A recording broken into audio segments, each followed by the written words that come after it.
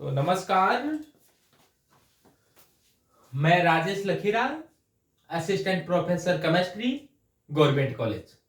तो आज अपना टॉपिक है सिम्बायोसिस यानी कि सहजीवन।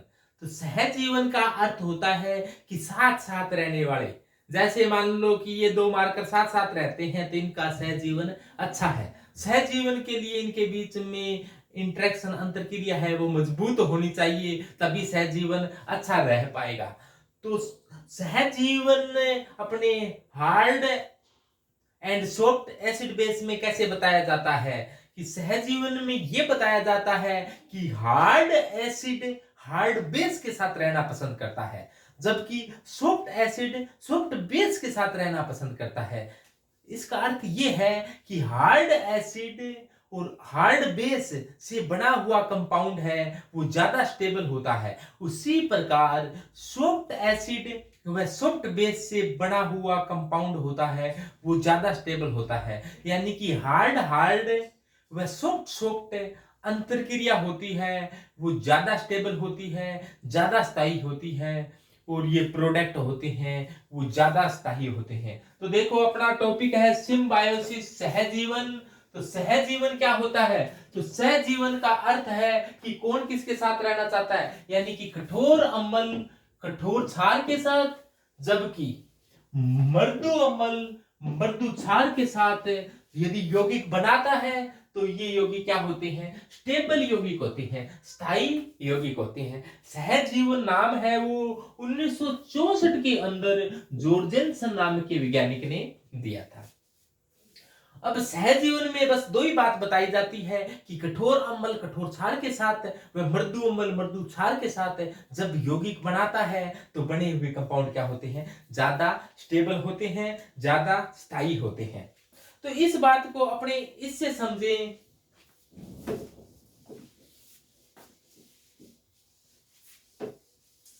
तो अपने कोई एक एग्जांपल के द्वारा आपने समझे कि कठोर अम्ल कठोर क्षार मृदु अम्ल मृदु क्षार कौन कौन से हैं।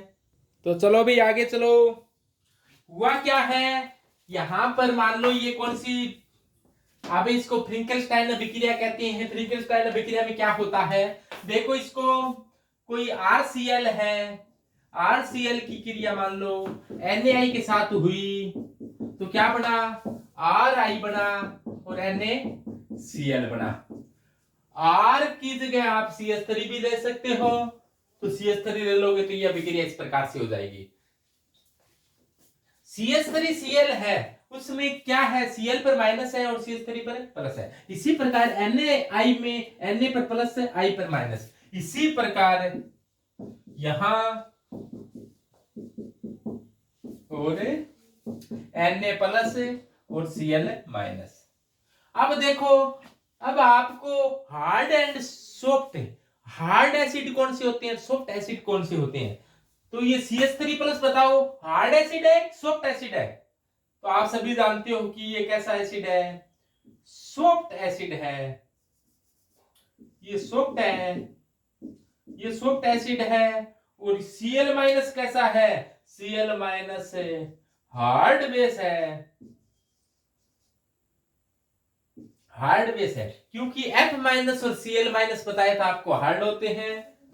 F माइनस और Cl माइनस हार्ड होते हैं, और Br माइनस मध्यवर्ती होता है यानी सीमावर्ती होता है, बीच में बैठा है, बॉर्डर लाइन पर बैठा है। और I माइनस कैसा होता है? सॉफ्ट।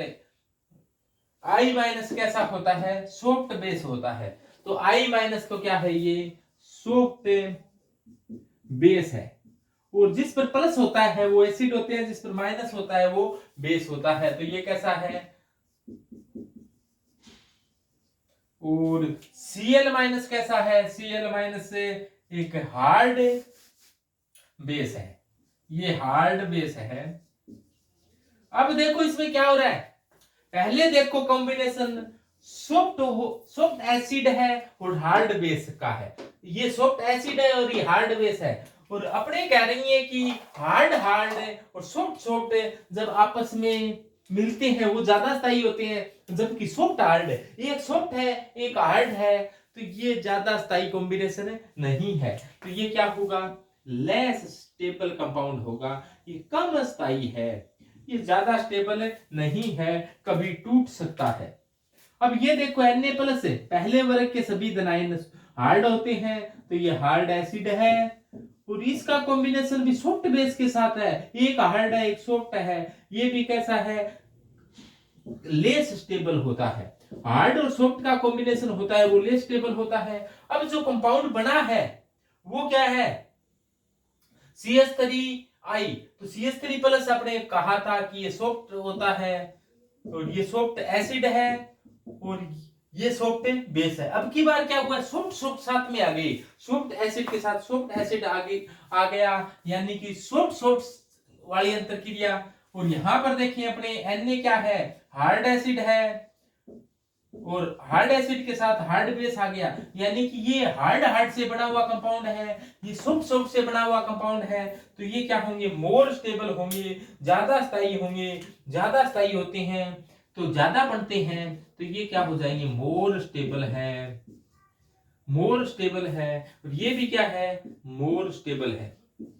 और किसी भी अभिक्रिया में यदि प्रोडक्ट मोर स्टेबल बनते हैं तो वो अभिक्रिया ज्यादा होती है, तो यानी कि इस में रिएक्टेंट है वो प्रोडक्ट की तरफ जाने का प्रयास करेंगे, तो ये अभिक्रिया अगर दिशा में ज्यादा होगी। और इस अभिक्रिया के लिए आप याद रखना, इसे फ्रिंकलस्टाइन अभिक्रिया कहा जाता है। और इसको ऐसे भी याद रखो, फ्रिंकलस्टाइन अभिक्रिया में बड़ा हैलाइड आएगा तो छोटे हैलाइड को यहां से हटा देगा और उसकी जगह बैठ जाएगा। देखो पहले CH3 के साथ कौन बैठा था, Cl, अब CH3 के साथ कौन बैठा गया, I।